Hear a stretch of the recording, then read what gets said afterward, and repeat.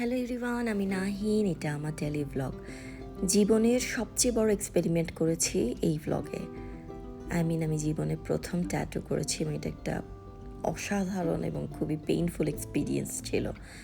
এবং এটা আমার নেপালের ভ্লগ। সকালবেলা উঠেই ব্রেকফাস্ট করে তো বেরিয়ে যাই এবং ব্রেকফাস্ট এরিয়াটাতে এত ভিড় থাকে, মনে হয় যত ইন্ডিয়ান আছে সব চলে এসেছে নেপালে। এবং ইন্ডিয়ানরা আমরা তো প্রায় একই রকমের, খুবই ইনডিসিপ্লিন এবং নোংরা করে ব্রেকফাস্ট নেই। আরেকজন যে নিবে সেটা মাথায় রাখি না, তো আমার ব্রেকফাস্টের টাইমটা খুব বিরক্ত লাগে হোটেলে। যাই হোক, আমরা এরপর ঘুরছি এবং আসলে আমি ট্যাটু করব, সেই জন্য আসলে আমি বিভিন্ন tattoo centre, tattoo shop visit করছি এবং আমি যেটা করাবো সেটা ওদেরকে বলছি এবং ওরা আমাকে ল্যাপটপে ফেলে দেখাচ্ছে আসলে যে কীভাবে ওটা বসবে এইসব। এরপর ওই জায়গা আমাদের পছন্দ হয়নি, ওখান থেকে বের হয়ে আরেকটা জায়গায় চলে আসলাম। এটা নেপাল আর্ট সেন্টার। এখানে বসে একটু চা খাবো। চায়ের প্রেজেন্টেশন খুবই সুন্দর ছিল। এটা একটা রিনাউন্ড কোম্পানির চা। ওরা সেল করে, একটু এক্সপেন্সিভ, ওরা সেল করে। সাথে হচ্ছে ওদের এরকম একটা ক্যাফে আছে যেখানে বসে আপনি চা খেতে পারেন। এটা নেপাল আর্ট সেন্টারের মধ্যে। চায়ের প্রেজেন্টেশন খুব সুন্দর ছিল, খুবই সুন্দর ছিল চায়ের প্রেজেন্টেশন। নানা ধরনের চা পাওয়া যায়, নাম শুনিনি এরকম বিভিন্ন ধরনের চাও পাওয়া যায়। সো আমি আসলে কিছুই করছিলাম না, আমি বসেছিলাম। আমার হাজব্যান্ডই চাটা অর্ডার করলো, কারণ সে মনস্ট্রিতে আসলে পরে যাবে, আজকে একটু দুপুরের দিকে যাবে। চায়ের প্রেজেন্টেশনটা খুব সুন্দর ছিল, পুরো সেটটা নিয়ে যেতে ইচ্ছা করছিল আমার। এবং অনেক রোদ, প্রতিদিনই রোদে বের হচ্ছি, কুটকুটা করে কালো হয়ে যাচ্ছি, অ্যালার্জি তো হচ্ছেই। এরপরে আবার একটু খাওয়া দাওয়া করলাম আমরা, কারণ আমরা ট্যাটু করতে যাব। সো খাওয়া দাওয়া শেষ করে চলে গেলাম মোহান্স ট্যাটুতে এবং ওদের সাথে আমার অ্যাপয়েন্টমেন্ট নেওয়া ছিল। আগের দিন অ্যাপয়েন্টমেন্ট নিতে হবে এবং শিরিষ হচ্ছে ওদের বেস্ট আর্টিস্ট। তো ওদের বেস্ট আর্টিস্টের অ্যাপয়েন্টমেন্ট ছিল না, ও যেদিন অ্যাপয়েন্টমেন্ট দিয়েছে আমি সেদিনই যাচ্ছি ওর কাছে। আগেও বলেছি একটা ব্লগে, মোহান্স হচ্ছে নেপালের মধ্যে সবচেয়ে বেস্ট ট্যাটু করে এবং এদের আরেকটা সেন্টার হচ্ছে আপনার ইউএসএতে। মোহান্স সে নিজে থাকে ইউএসএতে, আরেকটা সেন্টার সে এখানে চালায়। সো আমার হাজব্যান্ড আসলে পুরো বেসিক গ্রাউন্ড ওয়ার্কটা করেছে। এই ইঙ্কটা কোত্থেকে এসেছে, ইঙ্কটা স্ক্যান করে সেইটা নিয়ে পড়াশোনা করেছে, মানে বহুত কিছু করেছে। এই যে আমার যে আর্টিস্ট শিরিষ, সে আমার ট্যাটুটা ডিজাইন করছে।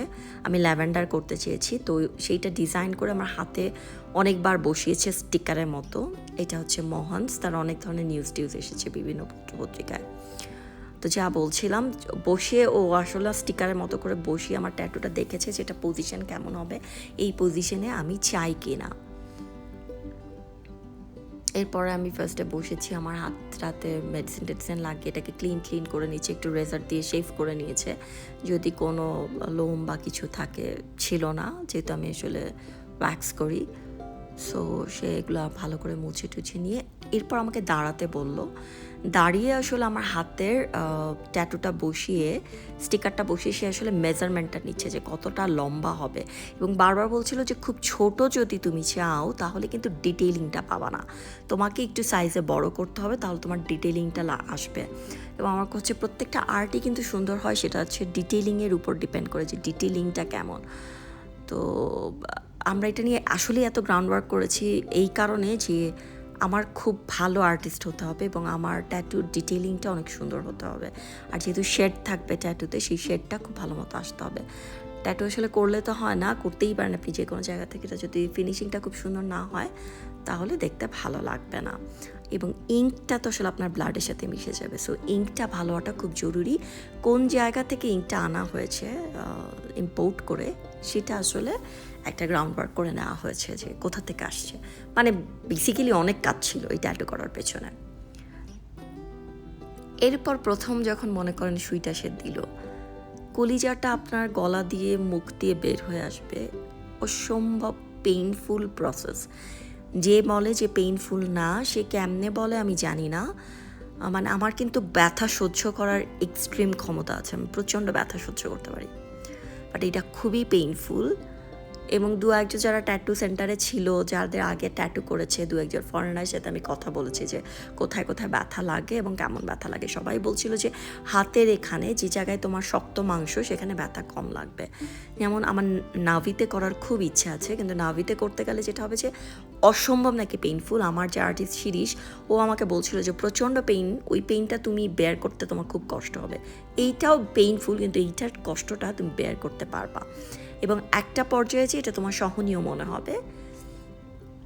তা আমারটা করতে অলমোস্ট 1.5 ঘন্টার মতো লেগেছে। 1.5 ঘন্টা পুরোটা টাইম এই পেইনটা নিতে হচ্ছিল এবং এই পেইনে যেটা হচ্ছিল, এসি চলছিল কিন্তু আমি দর দর করে ঘামছিলাম, মানে ঘাম পড়ছিল, মানে পেইনটা এতই পেইনফুল।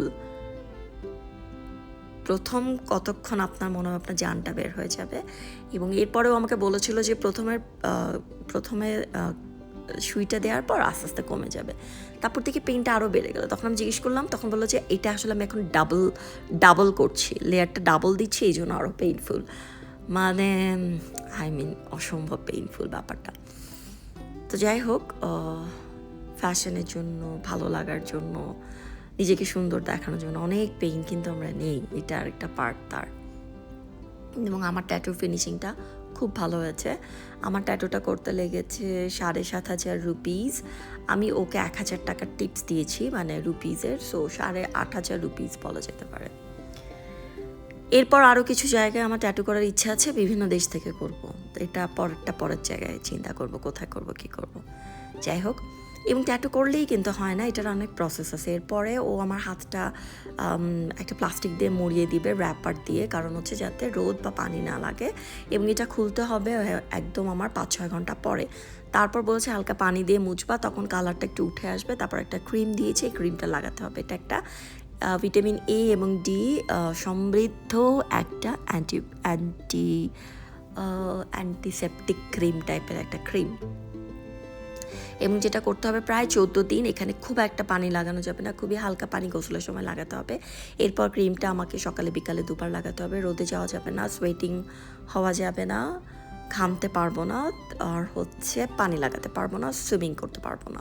তো 14 দিন পুরো এই প্রসেসটা মেনটেন করতে হবে। এটা একটা ডিফিকাল্ট প্রসেস, কিন্তু শুনতে মনে হচ্ছে সহজ, বাট নট দ্যাট, এবং বেশ পেইনফুল পুরো ব্যাপারটা। এই যে অলমোস্ট প্রায় শেষের দিকে, এখনও অনেক কাজ বাকি আছে। আমি আবার একটু ভিডিও করছিলাম, কারণ আমার হাজব্যান্ডকে এখানে বসতে দেয়নি এবং আমার হাজব্যান্ড আজকে দেরি করে যাচ্ছে আমার ট্যাটুটা শেষ হওয়ার পরে। এরপর আমার tattoo done, I am happy. এরপরে মনে হলো একটা বাবল টি খাই। আমি একটা বাবল টি নিলাম, ব্লুবেরি বাবল টি নিয়েছিলাম, যেটা টেস্ট আমার ছেলে একদমই পছন্দ করেনি, আমার ভালোই লেগেছে খেতে, এবং কিন্তু প্রচণ্ড পেইন হাতে।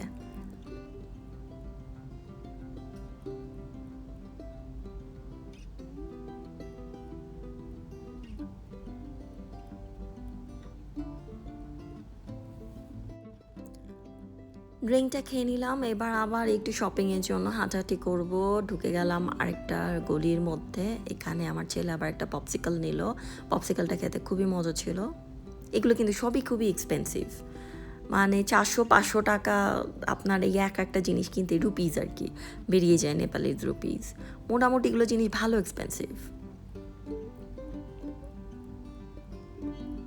তারপর অ্যাজ ইউজুয়ালি আমি ক্লিক ক্লিক ক্লিক কতগুলো ছবি তুলে নিলাম।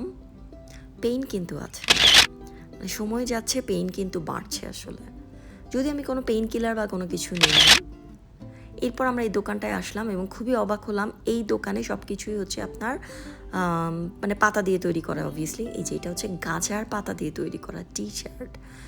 মানে আমি তো পুরাই কী বলবো, একদমই অবাক হয়ে গেছি, এবং খুবই এক্সপেন্সিভ এগুলো। এরপর আমি রুমে যেয়ে শুয়ে পড়েছি, কারণ আমার অসম্ভব পেইন হচ্ছিল এবং এই পেইনটা বের করতে পারছিলাম না। সো আমি কোথাও বের হই নাই, একেবারেই রাত 10টার সময় রুফটপে চলে আসছি, এখানে বসেই ডিনার করব। ততক্ষণ আমার হাজব্যান্ড আবার চলে গিয়েছিল তার মনস্ট্রিতে, তারপর বাসে ফিরে এসেছে। মানে পেইনটা তখন এক্সট্রিম লেভেলের পেইন, খুবই পেইন হচ্ছিল আমার, কারণ আসলে আপনি কত লেয়ারে কালার করছেন তার উপরেও কিন্তু পেইনটা ডিপেন্ড করে। আমি এখান থেকে কাঠমান্ডু ভ্যালিটা সুন্দর দেখা যায়, রাতের বেলায় বসে বসে একটু দেখছিলাম, এবং হালকা ঠান্ডা পড়ে এই সময়, একটা হালকা চাদর জড়িয়ে বসলে ভালো লাগে। আমি চাদর নিয়ে এসেছিলাম, কারণ আমি জানি যে একটু একটু ঠান্ডা পড়বে। আমার ছেলের জন্য আমি একটু গরম কাপড় এনেছি।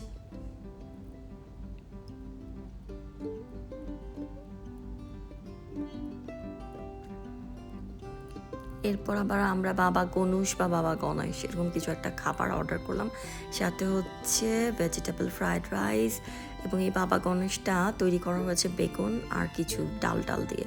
এটা খেতে ভালো, খারাপ না, বেশ ভালো, এবং ভেজিটেবল ফ্রাইড রাইসও মজা ছিল।